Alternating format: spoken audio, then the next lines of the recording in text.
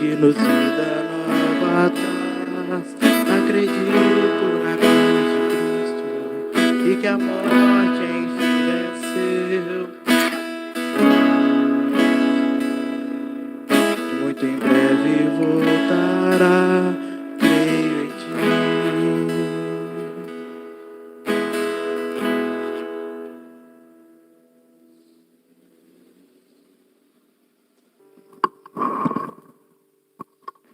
Amém. Graças a Deus.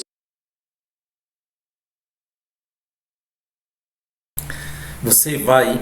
Boa noite a todos. Antes de falar o que vai acontecer, deixa eu dar uma boa noite. Nós estamos na noite de terça-feira. Eu vou realizar a oração aqui. Eu vou realizar a oração nesta noite de terça-feira, para que Deus venha abençoar. Eu tenho, tanto na minha vida, como eu tenho ouvido também outras pessoas falando de que antes de dormir participa desta oração e diz que consegue dormir tão bem. E eu não atribuo ao programa, eu não atribuo a oração em si, eu não atribuo ao canal É Tempo de Oração, mas eu atribuo a sua fé, porque quando você clica no link, que você abre e você participa, você acompanha, é até melhor, porque tem pessoas que estão participando agora. Por exemplo, vocês que estão agora, nesse exato momento em que está sendo transmitido, e de repente você participa, mas fazendo alguma coisa, você participa, você ouve, ligada em alguma coisa, fazendo alguma coisa. Agora, você participar no momento em que você para tudo, você para tudo para se envolver, é diferente, é totalmente diferente. Esse assunto que o professor Samuel vai trazer agora vai ser um assunto muito importante, muito interessante. É uma aula que a gente não pode perder, você não pode perder. Eu já ouvi umas 3 vezes. E Deus tem nos dado essa oportunidade de nós aprendermos para ressignificar as nossas crenças.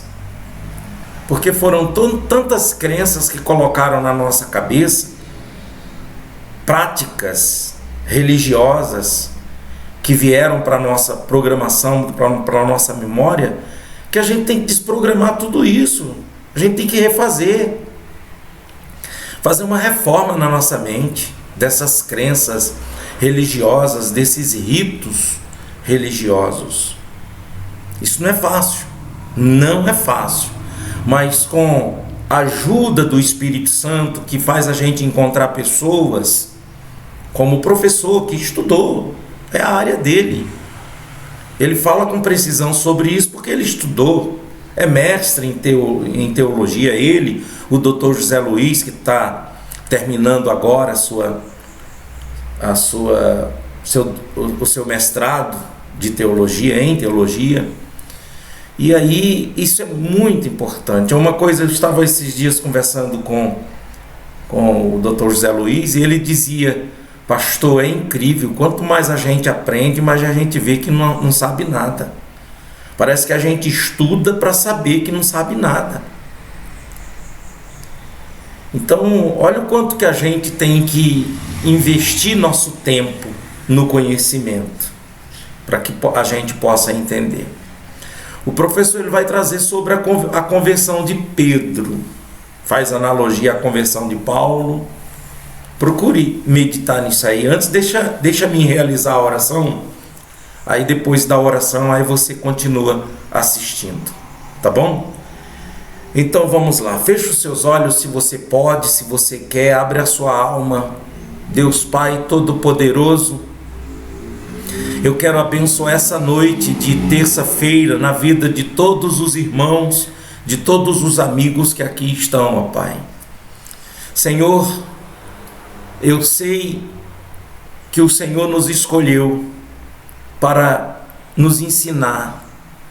Eu sei que no momento em que a gente sente um desejo de abrir um link como esse, de assistir uma palavra, uma mensagem, um vídeo como esse, falando de coisas boas, só pode ser o Espírito Santo guiando-nos, nos guiando.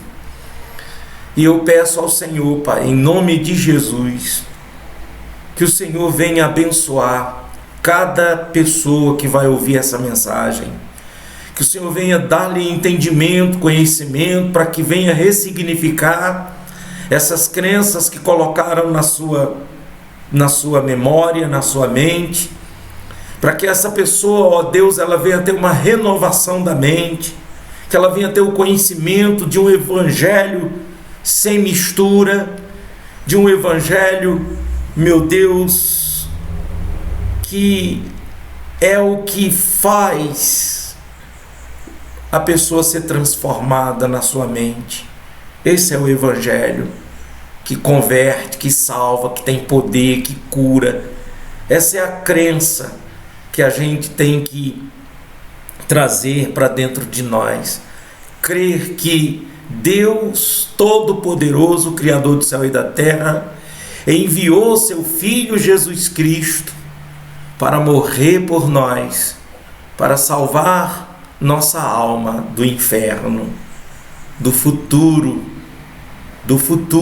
da morte eterna. Senhor, abre a mente dessas pessoas e lhe dê entendimento, Pai.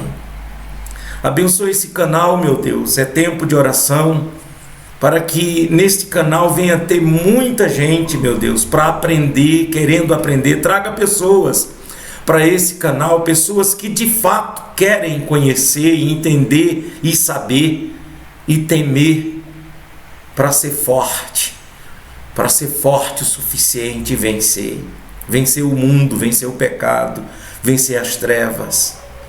Ó Deus, em nome de Jesus, abençoe essa noite de terça-feira, que quando nós deitarmos a nossa cabeça no travesseiro, logo peguemos no sono e logo, meu Deus, venhamos amanhecer o dia, descansar, levantar, renovado, com saúde. Que à medida em que nós dormirmos, meu Deus, que a gente venha, meu Pai, repor todas as energias necessárias para o dia de quarta-feira, em nome de Jesus. Ó Pai, muito obrigado, Pai, por estar aqui, por esse momento maravilhoso de nos reunirmos virtualmente, termos pessoas aqui assistindo e participando conosco. Em nome de Jesus. Que sejam abençoados agora você, sua família, você que está inscrito nesse canal. Você que não está inscrito ainda, se inscreva e todos os dias nós estaremos orando por você. Seja abençoado agora os dizimistas que têm dizimado esse ministério, dando condições para a gente propagar o Evangelho, pregar o Evangelho, ensinar. Que Deus abençoe vocês, dizimistas, que não podem ir, talvez não pode sair pelo mundo afora pregando, mas está nos dando condições para fazer esse trabalho. Deus te abençoe, dizimista fiel, em nome de Jesus. Deus te abençoe, te dando saúde, te dando paz, alegria, força para trabalhar, prazer naquilo que você faz, alegria, que todos os momentos da sua vida seja momento de alegria, de paz. E quando vierem as tribulações, as nuvens negras, os momentos difíceis, que seja forte o suficiente para passar por cima de tudo, vencer e aumentar a tua fé e ser feliz com tua família. Em nome de Jesus. Amém. Amém? Glória a Deus. Você está abençoado, nós estamos abençoados. Eu só vou colocar aqui rapidinho essa foto, para poder você até mesmo dar um pausa aí, se você quiser colaborar com o ministério. Está aí o QR Code, o Pix, chave do Pix, está aqui os horários dos cultos, das reuniões, vocês que moram aqui em Itabirito. Está aqui as páginas das redes que o ministério se encontra, capa dos livros, telefone, endereço. O site ministério tempodeoracal.com.br está aqui, tá bom? Deus abençoe, em nome de Jesus, todos vocês. Amém. Então vamos colocar agora aqui essa pregação, essa palavra, esse ensinamento, tá bom? Eu vou desligar aqui o meu microfone para deixa-me ver se já está alto o microfone aqui dele. O microfone dele, né? No caso do professor, porque agora é o professor que vai estar aqui falando. Então vamos lá, deixa eu soltar aqui. Obrigado, Juliano, e aos irmãos. Vamos meditar na palavra hoje. Eu queria falar sobre a conversão de Pedro, Lucas capítulo 5, do versículo 1 até o versículo 11, uma narrativa famosa, que é a pesca maravilhosa dos evangelhos, o único que cita essa pesca com mais detalhe, nessa pesca, na verdade, que cita a pesca maravilhosa, né? O encontro com Pedro e a pesca maravilhosa é apenas Lucas, né? Mateus e Marcos apenas fala que depois que Jesus saiu do deserto, onde foi tentado e inicia o seu ministério na Galileia, ele começa a chamar aos discípulos, e aí chama Pedro, Tiago e João, os filhos de Zebedeu, e aí ele só chama, só convoca, eles deixam tudo e vão embora. Essa é a narrativa de Mateus e Marcos. Lucas já dá mais detalhes sobre esse encontro com Pedro, e eu queria chamar a nossa atenção para a conversão de Pedro, e em contraste com, por exemplo, a conversão de Paulo, né? Paulo encontra com Jesus com uma experiência muito peculiar no caminho de Damasco, e Paulo tem uma transformação profunda. E tem hora que a conversão, o encontro com Jesus, gera transformação radical. E tem hora que o encontro com Jesus gera um começo de transformação que vai se transformando, né? É um processo, uma conversão que é processo. E isso que me chamou a atenção nessa narrativa, né? E eu queria falar um pouco sobre essa conversão de Pedro, dando ênfase a alguns desdobramentos, alguns efeitos desse encontro que Pedro teve com Jesus. E isso é importante para nós por alguns motivos. Primeiro, para a gente resgatar o que é um encontro com Jesus para nós, né? Isso principalmente contrastando que hoje a gente tem 48 milhões de evangélicos no Brasil, né? Na década de 90 nós tínhamos praticamente, 10% da população apenas, né? Então, em torno ali de 10, 13 milhões de pessoas, e aí a gente tem tido muitas conversões de um tempo para cá, e aí tem uma pressão social também, muita gente convertendo, gostando, até apenas por adesão mesmo, religiosa. Não, gosto da igreja evangélica, tem uma música legal, tem um ambiente gostoso, tem um ministério infantil interessante, e aí a gente começa a confundir que, inclusive, é muito comum, né, quando você muda de religião, você fala assim, eu me converti ao islamismo, eu me converti ao protestantismo, eu converti ao catolicismo. E um encontro com Jesus não é religioso, né? Um encontro com Jesus não é mudar de religião, né? Eu lembro quando eu estava lá na minha adolescência, e eu lembro que eu estava pregando num culto de adolescente, eu falei uma vez num culto, foi feito num ambiente público, assim, numa quadra, numa praça, e eu até falei, olha, se Jesus tiver em outra religião, por exemplo, de religião de matriz africana, amanhã eu estou no candomblé, porque o meu negócio não é com a religião, não é com a tradição religiosa, né? Eu fui católico por muito tempo, praticante, admirador do catolicismo, mas quando eu encontrei Jesus mesmo, eu foquei exclusivamente nele.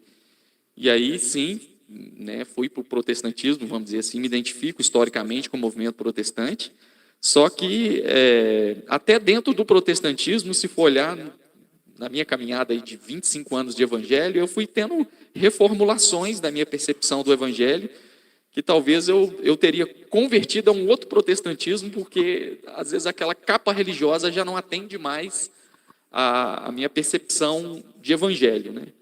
Então, por que eu estou dizendo isso? Eu estou dizendo isso porque a gente tem que entender que encontrar com Jesus é muito, muito além do que mudar de religião. Não é mudar de religião. E isso é importante, porque às vezes a gente muda de religião por adesão religiosa, por pressão social, né? Eu era de uma época, o Lira muito mais do que eu, né? A gente era de uma época que o crente passava lá vai o Bíblia, era quase que um extraterrestre. Hoje o movimento evangélico está na mídia, a gente elege presidente, a gente elege bancada, a gente tem uma representatividade muito grande, um movimento evangélico e tal. Isso do ponto de vista sociológico da religião, beleza, mas o evangelho não é isso, né? Inclusive o próprio Jesus de Nazaré não veio trazer uma religião. Jesus veio trazer o reino de Deus. A pregação de Jesus era essa, e ele ia pregando que é chegado o reino de Deus. O reino de Deus não é a coisa do porvir, do céu. A gente sempre pensava, o reino de Deus ir para o céu. Jesus só não é chegado, é aqui agora. Dá para construir um mundo transformado a partir da prática do amor e da misericórdia.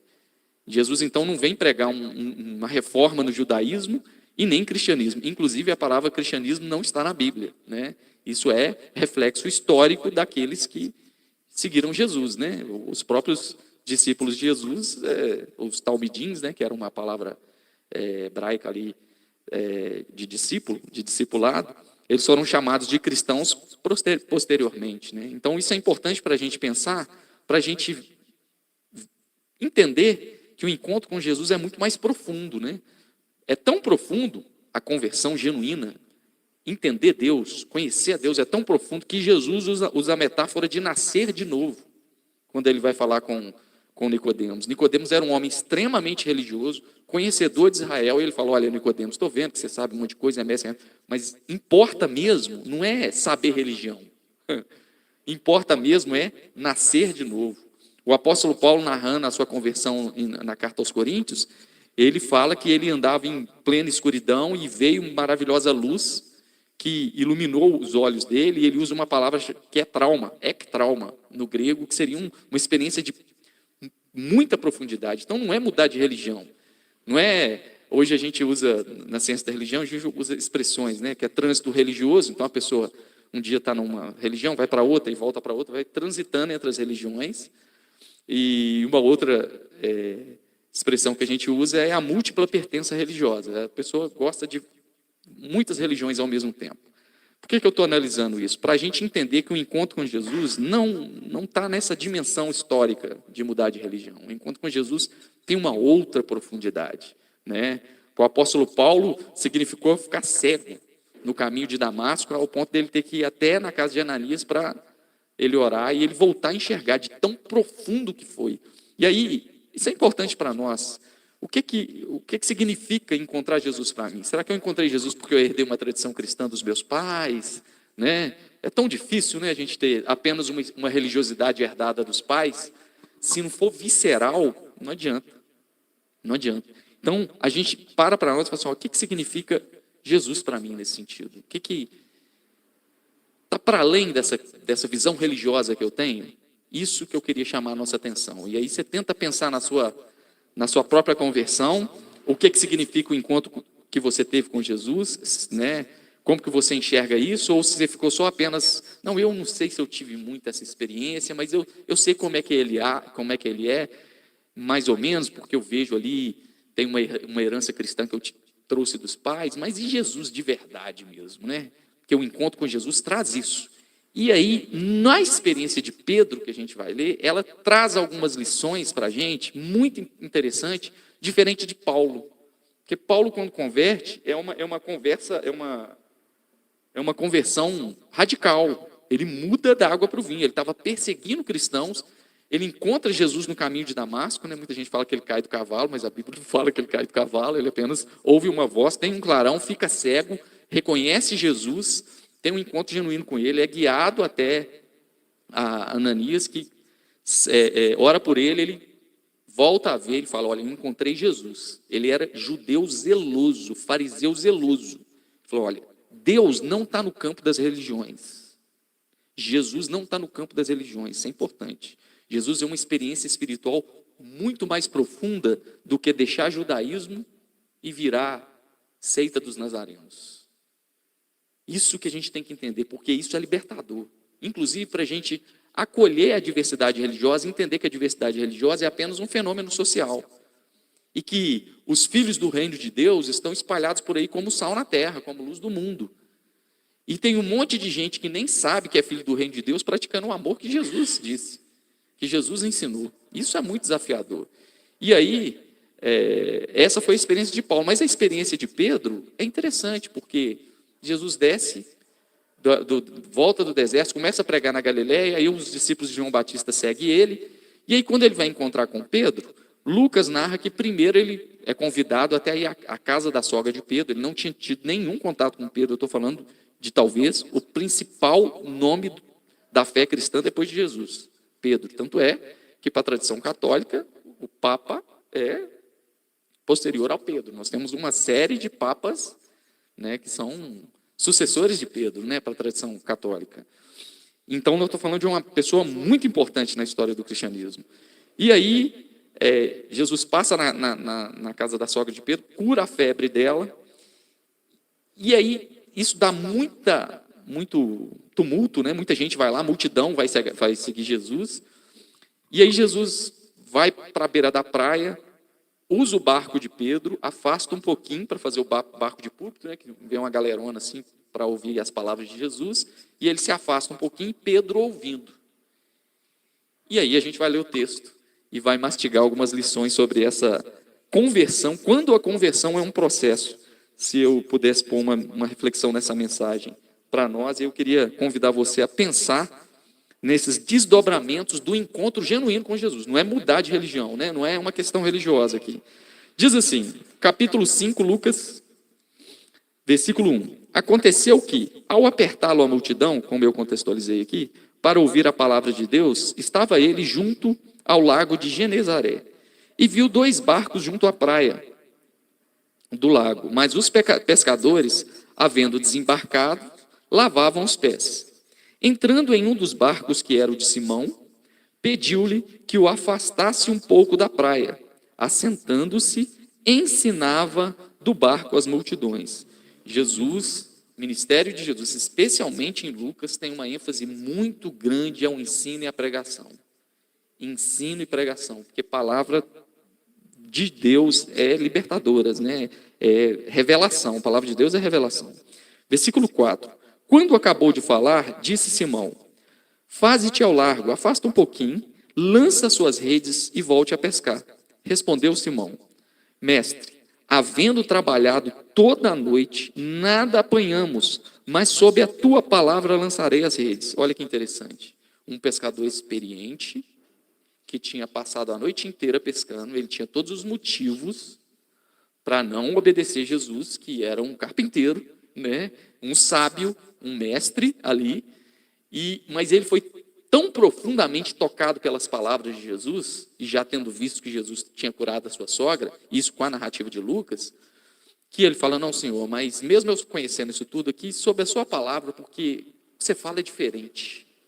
O que você fala não está no campo da religião. Eu não estou falando de um líder religioso, eu estou falando de Deus se revelando. Então, sob a tua palavra eu lançarei as minhas redes. Isso fazendo, apanharam grande quantidade de peixes e rompiam-lhe as redes.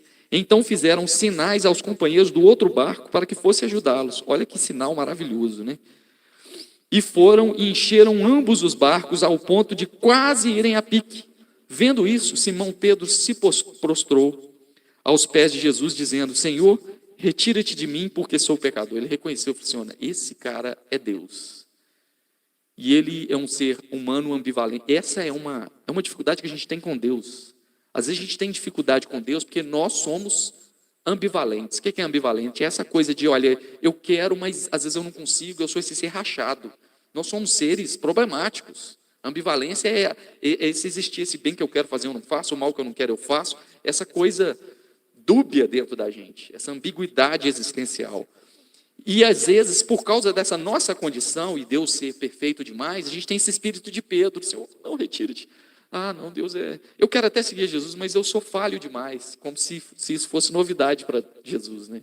Como se Jesus não desse conta de seres que ele sabe muito bem da condição humana, inclusive porque ele experimentou toda a condição humana. E o mais interessante, que quando Pedro dá essa declaração, Jesus não se afasta dele, não, peraí, porque a gente pensa que Deus é tão santo que não pode com pecador. Que Deus eu gosto muito da expressão que o pastor, meu amigo lá de Belo Horizonte usa, né, que Deus é santo, mas não é nojento. Que a gente confunde isso, né? Que Deus é santo, mas tem nojo da gente, assim. Não, Deus não é santo, mas não é nojento, ele acolhe.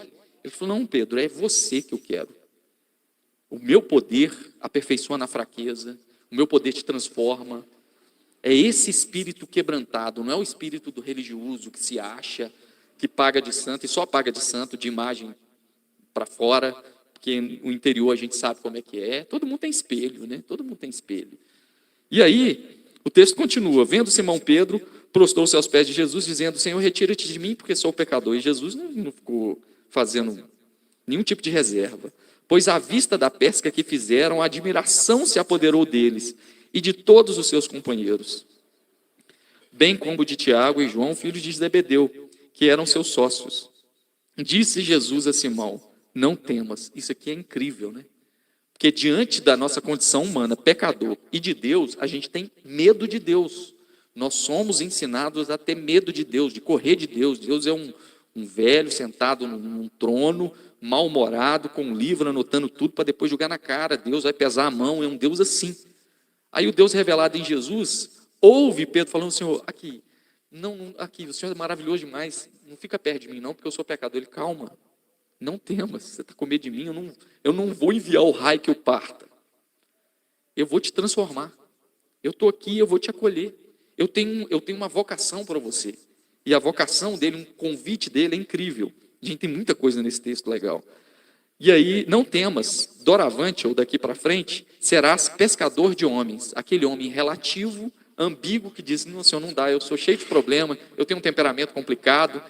E assim, você passeia por todos os evangelhos, até o livro de Atos, Pedro está em constante transformação. Ele é afoito, ele coloca o carro na frente dos bois, ele fala, às vezes, em nome de Deus, depois fala algo que é totalmente contrário ao Evangelho, ao Espírito de Jesus, ao ponto de Jesus ter que repreendê-lo, fala que foi Satanás que estava tentando ele, né? Depois ele traz Jesus para a época da crucificação, como se não bastasse, lá no livro de Atos, ele é preconceituoso, se ele não tem uma visão de Deus para ir na casa de Cornélio, ele não vai, é um homem quem encontrou Jesus, olha a conversão processual dele.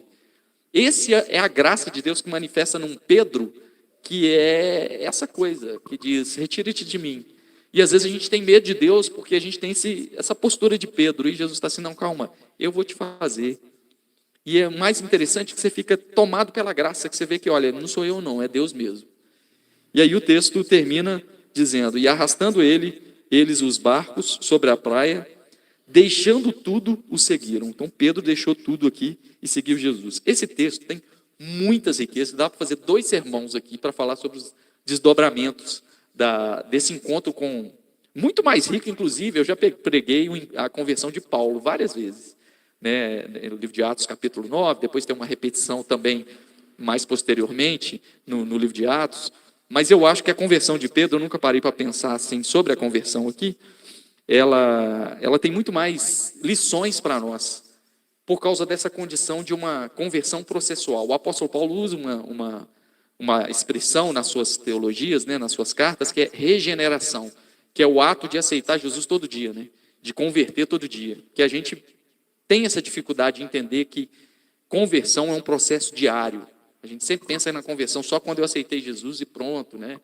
E não, é um processo diário. E aí, das muitas lições que esse texto tem, eu queria frisar algumas. A primeira, eu até coloquei no meu papel aqui, para não esquecer.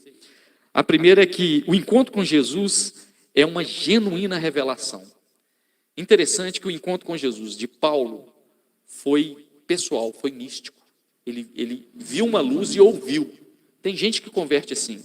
Meu irmão, por exemplo, era uma pessoa impensável de se converter, uma apatia religiosa com todas as razões que às vezes a gente tem de algumas posturas religiosas exageradas, né, alguns fanatismos, mas diz ele uma vez orando de madrugada, ele sentiu a presença de Deus na vida dele, e ele estava com uma dor de ouvido muito intensa, e ele sentiu que Jesus colocou a mão no ouvido dele, foi uma experiência mística. Quantas pessoas não têm uma experiência mística de encontro com Cristo? Não foi o caso de Pedro a priori, não foi. O encontro com Jesus de Pedro, num primeiro momento, foi revelação a partir da palavra. E a palavra que é muito importante, né? O Evangelho de João fala que no princípio era o verbo era Deus, e o verbo estava com Deus e o verbo era Deus. Essa palavra verbo era o logos para a cultura grega. E o logos é revelação. Interessante que você pode, quando você ouve a palavra de Deus genuína, e aqui Jesus ensinava, e é interessante que quando Jesus começa a ensinar, todos ali das cidades percebiam que Jesus tinha uma palavra diferente. Quando você ouve uma palavra diferente, você fala, pô, isso aqui não é aquela ladainha religiosa que eu estou acostumado. Tem uma parada diferente aí. Esse cara fala, os olhos brilham. Então, revelação, logos. Jesus falando, diz o texto, se você pegar o começo de todos os evangelhos, fala assim, e maravilhavam-se da sua doutrina, porque ele não ensinava como os fariseus, ele ensinava como quem tem autoridade, como quem tem revelação. Às vezes você já ouviu padre, pastor, guru, sadhu é do hinduísmo, né? Babalorixá, filósofo, coach, mas está faltando logos. E aí tem uma hora que você ouve uma palavra que ela é diferente, ela revela. O que é revelar? Tirar o véu. Ela fala, Deus é amor. Deus é assim. Pedro, que certamente estava saturado de fariseus e doutores da lei ali nos sábados, falando a mesma coisa, a mesma ladainha religiosa que você ouve a vida inteira, ele falou, esse cara prega diferente. Então existe eu gosto muito de uma frase, até mesmo do Caio Fábio, né, que ele fala que no evangelho não tem teologia, não tem doutrinação, no evangelho tem revelação. Há uma grande diferença nisso. Então a conversão é um encontro com uma palavra, que pode vir pela palavra, pela mensagem, por tirar o véu dos olhos, que pode vir por uma pregação mesmo. Eu falo isso por experiência própria. O que mais me apaixonou no protestantismo, por exemplo, né? Não estou falando que todo protestantismo é assim, mas na minha experiência lá em 1999, eu, piedoso, católico, praticante, mas quando eu ia na igreja, eu via o pastor falar de maneira... Eu lembro de uma frase de um pastor muito pentecostal, que falou assim, olha, nosso Deus a gente não pode tocar nele, mas ele pode te tocar. Eu nunca tinha parado na possibilidade de um Deus vivo que pode tocar. E aquilo brilhava os meus olhos, porque falava com o coração quente, fervendo, era uma coisa assim, visceral. Então, não era uma mera palavra religiosa mais, era logos, era revelação. E isso suscita em Pedro uma mudança, assim, eu quero ouvir esse moço falar. Eu quero continuar ouvindo. Ele não fala igual o religioso. Em algum momento, alguma palavra, algum ensino de Jesus ou sobre Jesus gerou em você isso? Talvez Jesus se apresentou pela revelação do Logos. Porque quase todo mundo conhece, inclusive a história do nascimento de Jesus, a crucificação e a ressurreição, é a história mais famosa do mundo. É muito difícil, no Ocidente com certeza, lógico. Você vai para o Extremo Oriente e outros lugares remotos, tem gente que não sabe nada de Jesus, né? Eu uso muito essas figuras nas minhas aulas de ensino religioso para mostrar para os meus alunos que o mundo não é uma Cristolândia, que tem um monte de gente que de fato morre sem saber da história de Jesus, ou tem só uma imagem distante. Não tenha dúvida disso. Não tenha dúvida disso. Mas ainda é a história mais famosa do mundo. Mas a gente não está aqui para falar da história de Jesus. É falar de revelação, de quem Jesus é de fato. E Pedro ali ouviu uma palavra que ele nunca ouviu. Falei, cara, isso não é religião. Isso é Deus falando. Revelou aqui quem é. Então, isso é maravilhoso. É por isso que toda pregação genuína ela tem que conduzir a Cristo. O Lutero falava isso demais, né? A genuína palavra do Evangelho era diferente da palavra dos escribas. Outra coisa que isso provocou em Pedro, além do encontro com Jesus para Pedro, foi uma revelação do Logos, da palavra, ouviu Jesus, falou assim, ninguém prega igual ele. A segunda coisa é que gerou nele uma rendição. Ele falou, olha, é disso que eu estou falando. Por quê? Jesus imagina você, experiente lá na pesca, aí Jesus ainda dá um pitaco, fala assim, joga aí de novo a água aí. O que é esse cara? Esse cara fica falando de religião para mim, é isso? Se Pedro não tivesse tocado pelo Logos da palavra de Jesus, ele não tinha obedecido Jesus, não. Ele falou, não, é disso que eu estou falando.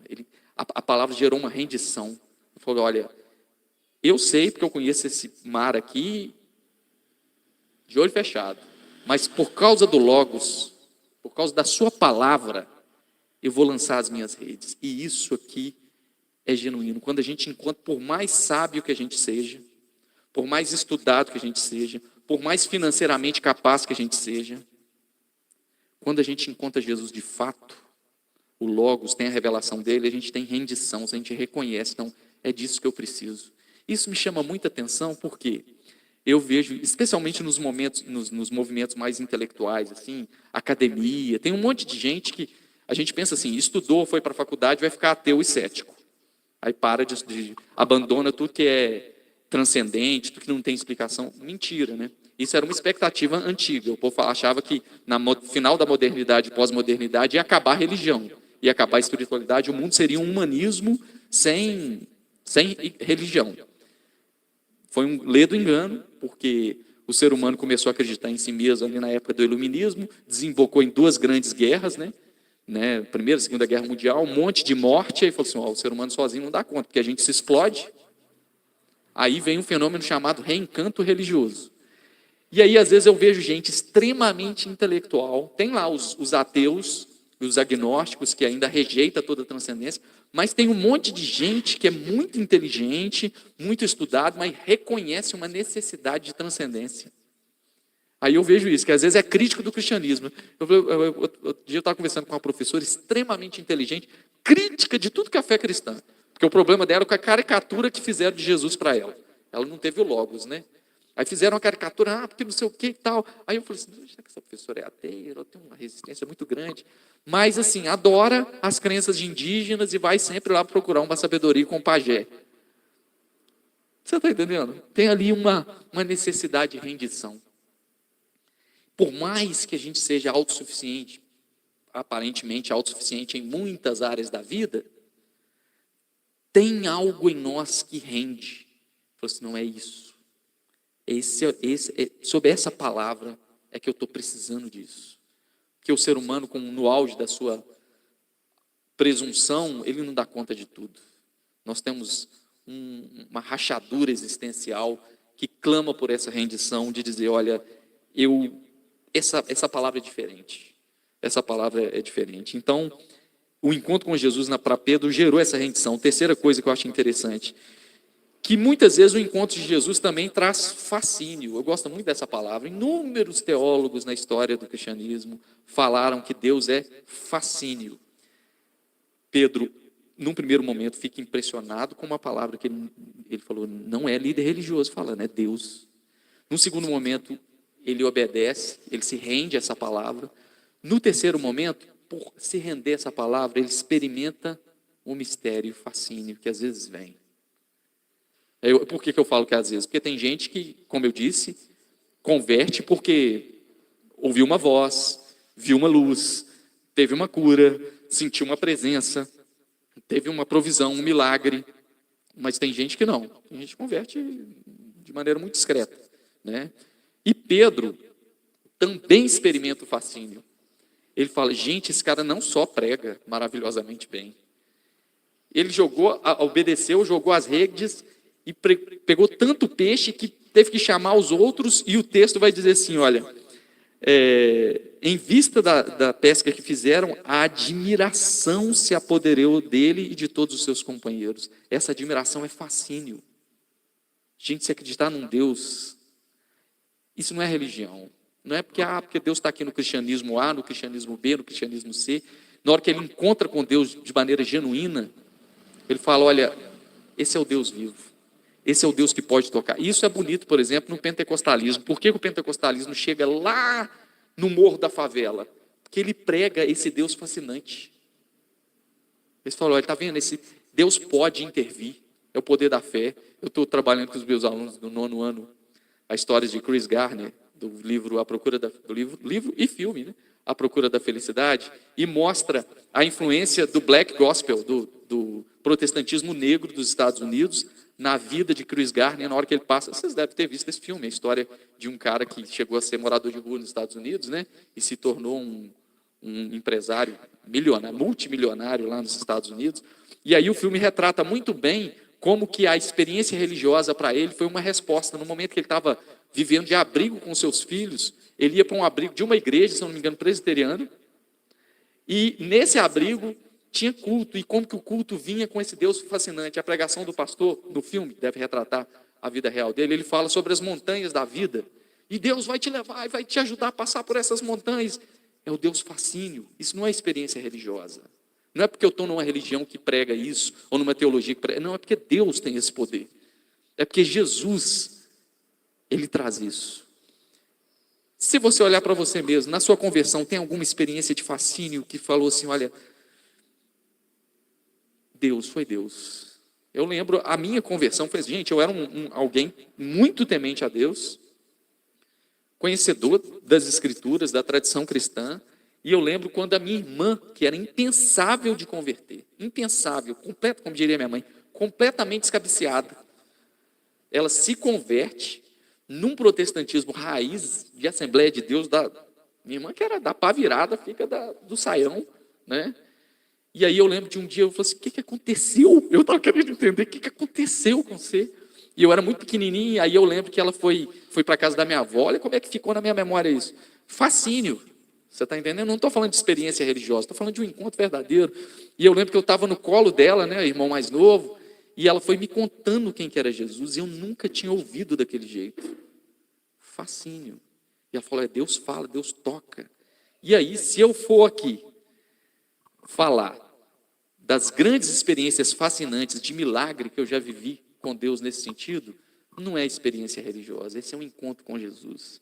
Então, o encontro com Jesus, ele tem esse quê de mistério, de fascínio, de milagre. Talvez a sua história de conversão foi uma de que converti mesmo por causa disso, né?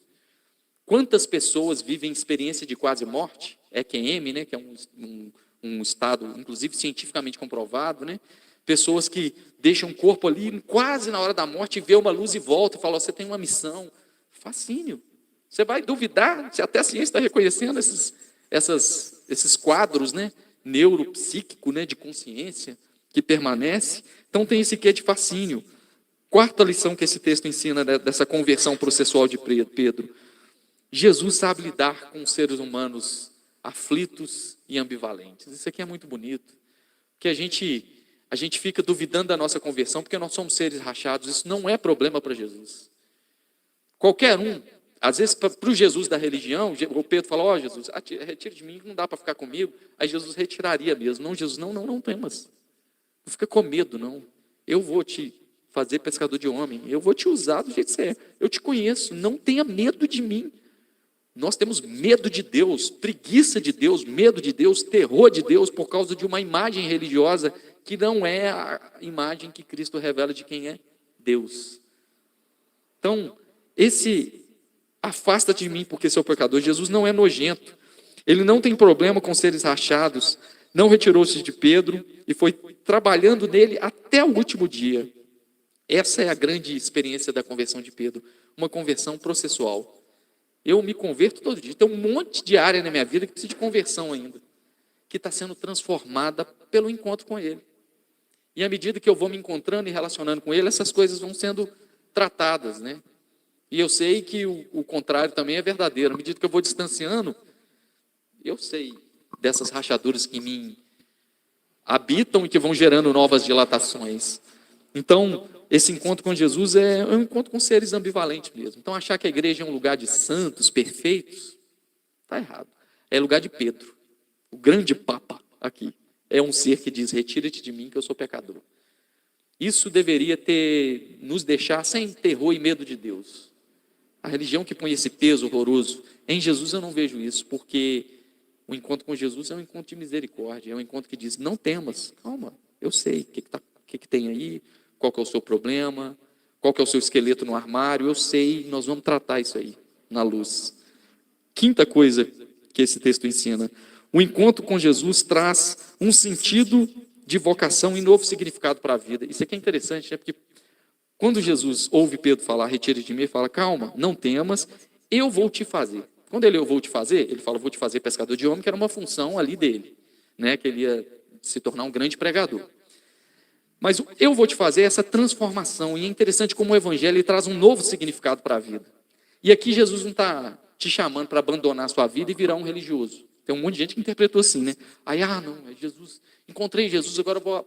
Aí vira quase como um monge budista, né? Isso é budismo, não é cristianismo. Aí abre a mão de tudo, da família e vai viver no mosteiro. Não é esse o convite de Jesus, é um convite para a vida. A gente tem dois extremos, né? A gente tem achar que a religião tem muito disso. Não, você tem um chamado, e tem um pouco disso, né? Quantas pessoas, gente, eu já vi isso, jovem que converte assim, queimando o coração, para de estudar, para de fazer um monte de... Não, agora eu vou só pregar, e vive um ativismo religioso intenso, deixa a vida para lá, depois a conta chega, né? Depois a conta chega. O convite de Jesus é um novo significado nesse mundo. Não peço que os tires do mundo, mas que os livres do mal. É um novo significado, tem um novo sentido. Porque nós temos dois extremos. A religião fala, você tem um chamado, você tem que... Agora, a grande causa da sua vida é o reino de Deus, é pregar, abrir igreja. Alguns sim, Deus tem um chamado pastoral, mas a esmagadora maioria não. É para ser você. Mas entender que você agora é cidadão do reino de Deus, no sentido de pregar um mundo mais justo, viver um mundo mais misericordioso. Não é para você virar um beato, virar um monge, ir para o mosteiro, porque a gente tem dois extremos. Qual que é o outro extremo? Você já parou para pensar? Eu falo isso nas minhas aulas de ensino religioso, quando eu falo de projeto de vida. A gente cresce inconscientemente com um projeto de vida, que é o sonho de vida americano. Sem querer, você já nasce numa correria de sonho. Você tem que estudar para se formar, para casar, para ter coisas, posses, para ter sítio, para não sei o quê. Né? Qual que é o ideal de vida norte-americano? Casar, escrever um livro, plantar uma árvore, construir uma casa. E tem um outro que eu esqueci, são 5 coisas. E Jesus está falando assim, olha, não é o ideal de vida norte-americano. Eu tenho um significado para você. Também não é virar religioso, beato. É uma nova vocação. E aí, a partir do encontro com Jesus, você fala, peraí, tem algo para além desses projetos de vida terreno que eu não levo comigo. O meu sucesso na vida, que nem todo mundo alcança, especialmente no Brasil subdesenvolvido, e não alcança mesmo, meu sucesso na vida eu não levo comigo. É por isso que Jesus diz, não ajunteis tesouros na terra, onde a traça e a ferrugem corrói, mas ajunteis no céu, onde os ladrões não roubam. Jesus está falando de, olha, tem uma coisa diferente, eu tenho uma vocação para você, um caminho para você, doravante, daqui para frente, depois desse encontro, então, eu vou trazer um novo significado para a sua vida. Não é para você virar pastor, né? Porque eu sou de um ambiente religioso que era assim, você toca, vai ser levita. Você canta, vai ser levita. Você fala bem, vai ser pastor. Aí a gente resume, toda vocação no reino de Deus é uma vocação religiosa para ser levita ou pastor. Todo mundo? Lógico que não. Deus quer que você seja o quê? Você seja um professor, mas um professor com perfume diferente de Cristo. Você vai ser bordadeira com um perfume diferente, engenheiro diferente, técnico de segurança de trabalho diferente, administrativo diferente. Você vai ser diferente. Vai ser você. Deus não está querendo que você vira beato. Jesus não está querendo que você vira beato. Mas Ele quer que você tenha um novo significado. Daqui para frente sou eu em você. E isso vai fazer toda a diferença. Isso traz um sentido. Numa época onde a gente vive tanta crise de sentido, que a gente é assim, né? Às vezes a gente quer o ideal de vida norte-americano, consegue o ideal de falar, é isso? Sucesso? É isso? Não é isso. Terceira e última coisa, o encontro com Jesus muda nossas importâncias e aquilo que damos valor. Interessante que quando Pedro ouve essa palavra de Jesus, daqui para frente farei, ele, deixando tudo, o seguiu. Como eu disse, Jesus não quer que você deixe tudo, você virar um beato, você vira um monge, vai para o mosteiro. Mas o deixar tudo aqui é uma metáfora para novas importâncias da vida. Quando a gente encontra Jesus de verdade, não é mudou de religião, mudou de tradição cristã. Existe uma importância no seu coração sobre tudo aquilo que é reino de Deus. Não é uma culpa religiosa, mas é um incômodo que você fala assim, puxa, estou com sede daquele Logos de novo. Tanto tempo que eu não congrego, né? No sentido assim, que saudade, não daquele vício religioso de igreja. Você está entendendo? Mas você sabe que tem novas importâncias. Pedro, na hora que ele viu, falou assim, olha, minha rede, minha pesca, meu barco é importante, mas isso aqui é mais importante para mim. Ele deixou tudo. O convite para nós aqui não é deixar sua vida, sua família, seu emprego, isso é irresponsabilidade, não é o convite do Evangelho. Mas o convite do Evangelho fala assim, olha, onde você tem depositado as suas importâncias? É no ideal de vida norte-americano? Que na maioria das vezes é. A gente está numa correria para um dia ficar rico. Cá para nós. Será que esse é o convite do Evangelho para nós? Entrar numa correria maluca para um dia ficar rico e dizer, fui bem sucedido. Acho que não. E infelizmente essa pressão vem sobre nós. Vem sobre nós. E o convite de Jesus para o Evangelho, olha, existe novas importâncias. A nova importância agora é você se encher dessa revelação, desse logos, ser transformado, ter um novo significado. E é tão bom quando você faz algo que você fala, hoje valeu a pena. Igual, por exemplo, às vezes eu já tive crise de vocação profissional. Eu falei, meu Deus, para que eu fui virar professor? Meu Deus do céu, tanta coisa para fazer. Eu fui virar professor, esses sofrimentos, esses mim bagunçando. Mas tem dia que eu dou aula e falo assim, nossa, meu salário, como diria saudoso professor Raimundo Chico Anísio, salário, ó, mas sincero, de todo o coração, não me importo com isso. Quando você dá uma aula bem dada, assim, você marca a vida do seu aluno para sempre, você fala que não foi só uma aula. Eu acho que foi logos. Eu acho que foi aquela mesma palavra que Jesus disse, assentado no barco de Pedro, e todos se maravilharam. Engraçado, a aula dele não é como a aula dos escribas e fariseus. Foi logos. E aí Deus quer que você se encha disso para viver nisso. Agora, a minha vida é marcada por um certo deixar tudo. Eu venho de uma família muito simples, de uma condição de vida muito simples, e quando eu me converto, eu não tinha perspectiva de nada, de estudar. Eu venho de uma família que minha mãe falava assim, ó, você tem que estudar, não perde média, não tira nota vermelha. Minha mãe, baixíssimo grau de instrução, não sabia nem o que fazia depois do ensino médio. Aliás, não sabia nem o que era ensino médio. E aí ela falou assim, depois você vai arrumar um serviço para ajudar em casa. Então, eu passei do ensino médio, não acabou o ensino médio, e Samuel, você vai fazer alguma coisa? Eu não, graças a Deus. Deus não quer saber de faculdade, não. Eu quero trabalhar. Eu fui trabalhar. Sem qualificação profissional, eu fui trabalhar no supermercado. Mas quando eu encontro com Jesus e o Logos, eu falo assim, olha, eu não sei o que eu vou ser da minha vida, mas eu quero Ele. Eu quero deixar tudo. A única esperança que eu tinha num cenário de tanta diversidade socioeconômica era Jesus. E, gente, que decisão acertada, cara. Que decisão acertada. Foi o deixar tudo. Eu já não tinha nada mesmo, né? Então, foi muito mais fácil deixar tudo ali. Mas apostar toda a minha energia de intenção e propósito no reino me deu a graça de me encontrar vocacionalmente, de falar, de pregar. Aí a igreja pagou uma faculdade para mim. A partir da faculdade eu me tornei professor, fiz mestrado. Foi nesse deixar tudo que eu consegui casar, gente, um milagre. Um pé duro, mora longe, pobre, consegui casar, e bem, com uma mulher bonita.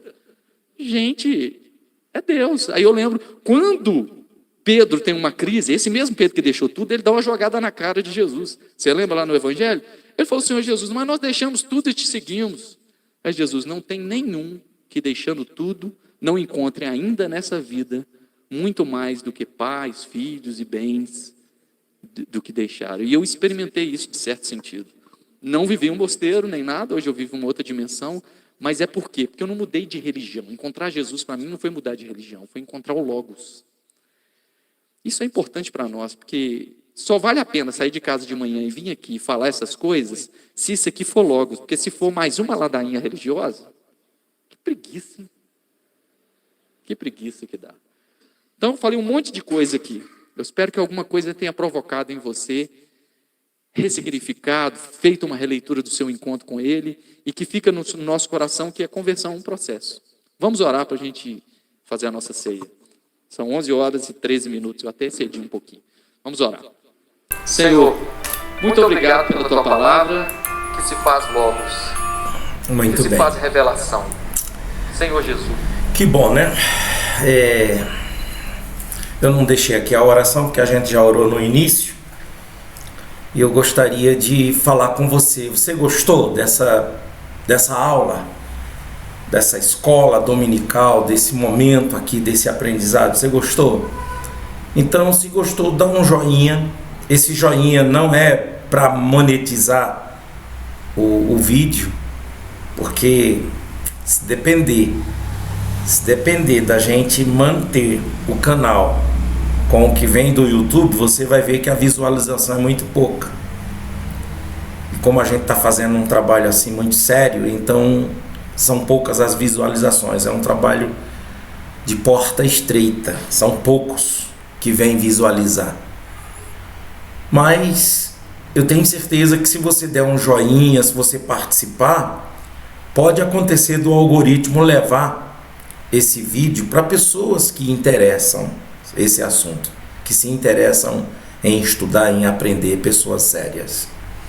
Então, por isso, sempre quando você receber um link, uma oração, uma mensagem, alguma coisa assim, procure dar um joinha, procure indicar para outras pessoas, para que a gente possa alcançar pessoas que se interessam em palavras, em mensagens como essa. Tá bom? Deus abençoe a todos. Vou encerrando aqui a transmissão. Fiquem todos com Deus e até a próxima em nome do Senhor.